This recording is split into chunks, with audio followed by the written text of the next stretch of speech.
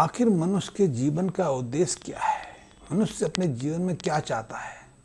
मकान बनाना उसका जीवन का उद्देश्य है, धन को प्राप्त करना, धन की कूट संपदा इकट्ठी कर लेना उसका जीवन का उद्देश्य है, या स्वादिष्ट भोजन करना उसका जीवन का उद्देश्य है, या फिर जब वो रोगी हो जाए तो उस रोग से मुक्त हो जाना उनके जीवन का उद्देश्य है, मकान बनाना, या फिर इतनी ताकत इकट्ठी कर लेना कि हजारों लोगों को अपना अनुसरण करने पर बाध्य कर दे, वो उसके जीवन का उद्देश्य है। या फिर एक के बाद एक भवन बनाता चले जाए, राजमहल खड़ा कर ले, कार खड़ी कर ले, या अपने बच्चे को एक अच्छे आयाम तक ले जाए, क्या ये उसके जीवन का उद्देश्य है? शायद हम में से ज़्यादातर लोग इस बात को नहीं जानते, और हम ही नहीं जानते, पीढ़ियों से हम इसी चीज़ को अनुभव करने लगे हैं। हर बाप एक ही काम करता है, और आज यदि देखें तो आज भी एक माँ बाप का एक ही उद्देश्य है। पहला उद्देश्य है कि विवाह हो तो गर्भधारण हो, बच्चे की पैदाइश हो, फिर वो जब 2-2.5 साल का हो जाए तो फिर उसको उच्च शिक्षा देने का प्रयास किया जाए। इसीलिए हम अच्छे से अच्छे स्कूल उसके लिए खोजते हैं। स्कूल की एजुकेशन पूरी हो जाती है तो फिर उसे डॉक्टर बनाने के लिए, इंजीनियर बनाने के लिए, अकाउंटेंट बनाने के लिए, प्रोफेसर बनाने के लिए, या किसी और प्रशासनिक क्षेत्र में जाने के लिए उसको तैयारी कराते हैं। इस तैयारी में हम हर तरह की तिकड़म बनाते हैं। मैं भारत की बात करता हूँ, विदेशों में यही प्रक्रिया अपनाई जाती है। हम अपने बच्चे को अपनी तरह से मकान, दुकान, कार, मकान सब कुछ उपलब्ध कराते हैं। जो वो खाना चाहता है, करना चाहता है, हर साधन उसको उपलब्ध कराने का प्रयास करते हैं। उसकी शिक्षा का कार्य करते हैं, और शिक्षा के बाद फिर उसके जीवन का एक उद्देश्य बन जाता है कि पैसा कमाना, नौकरी करना है, विवाह करना है, संतान को पैदा करना है। फिर वही जो हमने किया वो अपने परिवार के साथ करने लगता है, तो उसके जीवन का भी वही उद्देश्य बन जाता है। क्या हमारे जीवन का यही उद्देश्य है कि पैसा कमाएं, मकान बनाएं, बच्चा पैदा करें, विवाह करें, उसको सेटल करें और वो भी आगे करें? यदि ये जीवन का उद्देश्य है तो यही प्रक्रिया तो मनुष्य भी पशु भी अपनाता है। तो पशु और मनुष्य में फर्क क्या है? हम सोचते हैं कि पशु सोचते नहीं, लेकिन सोचते ना हो तो फिर वो अपने बच्चों पर इतनी अनुकंपा क्यों करें? फिर तो वो वहाँ भी अराजकता का माहौल क्यों नहीं बना लेते? कभी आपने किसी पशु को अपने बच्चों को खाते नहीं देखा? कुछ घटनाएं घटित हो जाती हैं। क्यों घटित हो जाती हैं उनके अभी हमने जानने का प्रयास नहीं किया। हो सकता है वो अपने बच्चों को इसलिए मार देते हों क्योंकि वो कमज़ोर हों, दुर्लभ हों, बीमार हों। ये दुर्लभ, बीमार और असहाय बच्चे को पाल लें तो वो नहीं मारेंगे, कोई दूसरा मारेगा, लेकिन इस दरमियान उसे जो दुख, जो कष्ट, पीड़ा रहेगी, उसका संताप भी तो वो भोगोगे।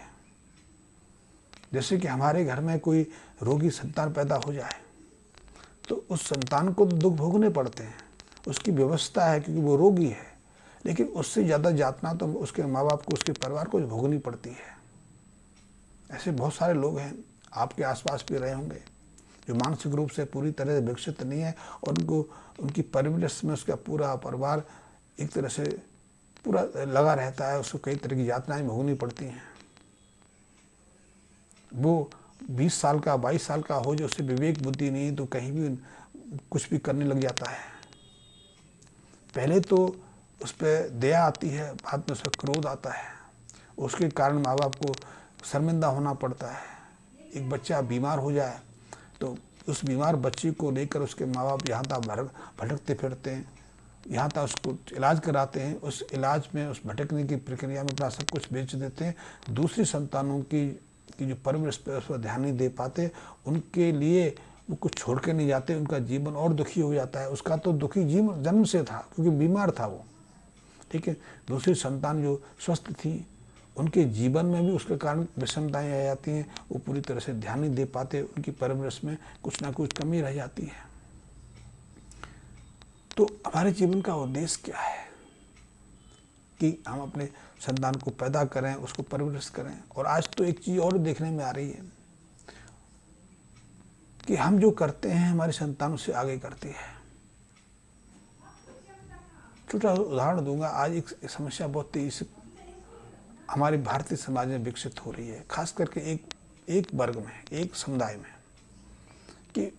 माँ बाप पर्याप्त जतन करके अपने बच्चों को पढ़ाते हैं, लिखाते हैं, सेटल करते हैं, विदेश भेजते हैं, लेकिन उनके बच्चे एक बार जाने के बाद अब माँ बाप को पूरी तरह से भूल जाते हैं। दूर जाने के बाद फ़ोन तक बात करने की वो समय नहीं निकाल पाते हैं। आने की बात तो छोड़ा, और कई ऐसे हमारे सामने केस हुए हैं कि घर में माँ बाप बीमार हैं, तो बीमारों की देखभाल तो पड़ोसी कर रहे हैं या फिर दूसरे लोग कर रहे हैं, उनके यार दोस्त उस पर ध्यान दे रहे हैं, लेकिन उनके अपने बच्चे या तो देश के किसी दूसरे शहर में बैठे हैं, उनके पास समय नहीं कि माँ बाप का इलाज करा पाएँ, उनके दुख दर्द को बांट पाएँ, या विदेश में हैं तो भी नहीं आ सकते, कोई ना कोई बहाना ढूंढते रहते हैं। और ऐसे में यदि कोई माँ बाप की मृत्यु हो जाए तो मृत्यु जैसी अवसर पर भी उनके को समय निकालना मुश्किल हो जाता है, और ना आ पाएँ तो उसके लिए बहाना उठाते हैं। कभी छुट्टी ना मिलने का बहाना, कभी पत्नी की बीमारी का बहाना, पत्नी गर्भवती हो जाना, कि बच्चे की एग्ज़ाम का बहाना, बहुत कुछ, कभी वीज़ा ना मिलना, कभी वातावरण सही नहीं होना, बहुत सारे बहाना बनाते हैं। तो उन बच्चों को अपने माँ बाप के अंतिम संस्कार के समय उनकी क्रियाओं को करने का भी समय नहीं है। वो अपने उसी विचार में लगे हुए हैं जो उनके बाप ने, उनकी माँ बाप ने उनके लिए किया। क्या ये जीवन है? क्योंकि जीवन आपका हो, किसी का भी हो, 10 से 15 साल आपके पास है, यदि आप स्वस्थ हैं। स्वस्थ जीवन की भी कोई गारंटी नहीं कि कब किसका स्वास्थ्य जवाब दे जाए। और आजकल तो घटनाएं बहुत तेज़ी से घट रही हैं। आज से 15 साल पहले तो हम कल्पना ही नहीं कर सकते थे कि एक आदमी को, एक पुरुष को 40 साल की उम्र में हार्ट अटैक आ जाए, 35-40 साल की उम्र में कैंसर हो जाए, या ब्रेन स्ट्रोक आ जाए 35 साल की उम्र में। हम पहले कल्पना भी नहीं कर सकते, लेकिन आजकल अधिकांश मामले इसी उम्र में आ रहे हैं। 6 साल के बच्चों की किडनियाँ खराब हो रही हैं, 1.5 साल के बच्चे को ब्लड कैंसर की शिकायत हो रही है, मस्तिष्क में ट्यूमर हो रहे हैं, हार्ट अटैक आ रहे हैं, ब्रेन स्ट्रोक हो रहे हैं, किडनियाँ खराब हो रही हैं। ऐसी गंभीर जटिलताएं हो रही हैं, उनके कारण एकाएक मृत्यु भी हो रही है। तो आप यदि इतना धन कमा रहे हैं, धन के लिए आप हर चीज़ को इस्तेमाल कर रहे हैं, अपने रिश्तों को दांव पे लगा रहे हैं, क्या आप सोच सकते हो कि आप अमर हैं, कि आप 80 साल की उम्र में बीमार पड़ेंगे, कि रोग कभी भी हो सकता है। लेकिन हम उन रिश्तों को छोड़कर इसकी तरफ भाग रहे हैं। क्या जीवन का उद्देश्य यही है कि केवल पैसे को पाना, अपनों को छोड़ देना? या फिर हम सोचते हैं कि हमारे माँ बाप तो बेकार हैं, उन्होंने हमें बहुत दुख दिया, हमारे लिए क्या किया, लेकिन हमारी संतान तो श्रवण कुमार हैं, वो हमारे अपने हैं, वो हमें कभी अकेला नहीं छोड़ेंगे। ऐसी कल्पना हम अपने मस्तिष्क में, लेकिन यथार्थता कहानी हमेशा दौड़ती है। हम जो अपने माँ बाप के साथ में करते हैं वही हमारे बच्चे हमारे साथ करें। और इसमें एक चीज़ और देखने वाली है कि बच्चों का जो परिणाम है, कहते हैं ना कि बच्चे हमेशा माँ बाप से आगे निकलते हैं, तो जो हम करेंगे उसका परिणाम हमें और कठोर मिलने वाला है। मैं इस बात को थोड़ा आगे बढ़ाऊं, एक चीज़ में उदाहरण देना चाहूँगा। पश्चिमी सभ्यता में पिछले 150-200 सालों से लिव इन रिलेशन में, विवाह के बगैर साथ साथ रहने का प्रचलन रहा है। हमारे देश में भी अब तेज़ी से बढ़ रहा है, लेकिन पश्चिमी जगत इस चीज़ को लेकर परेशान है कि उनकी बेटियां 13-14 साल में गर्भवती होने लगी हैं, बच्चे पैदा करने लगी हैं, और उनका हस्बैंड कोई नहीं, बच्चों का बाप कोई नहीं। उनको पालने की व्यवस्था भी सरकारों की है कि वहाँ के समाज ने इसको सहजता से स्वीकार कर लिया है, लेकिन इसके कारण समाज में एक अशांति सी है। समाज कहता है कि इन बच्चियों को, इन लड़कियों को अबॉर्शन की इजाज़त दी जाए। सरकार भी इस पर रोकती है। कुछ वहाँ के जो ईसाई ग्रुप हैं उसको रोकने के लिए, प्रतिबंधित करने के लिए कहते हैं। एक द्वंद्व चल रहा पश्चिमी जगत में, लेकिन उनकी बच्चियाँ 13-14 साल की उम्र में गर्भवती हो रही हैं, और एक घटना को, एक दो नहीं, कम से कम 40 से 50% ऐसी घटनाएं हो रही हैं। बच्चे अभी 6वीं में पढ़ रहे हैं, 7th में पढ़ रहे हैं, 5वीं में, और उनकी बेटियां गर्भवती हो रही हैं।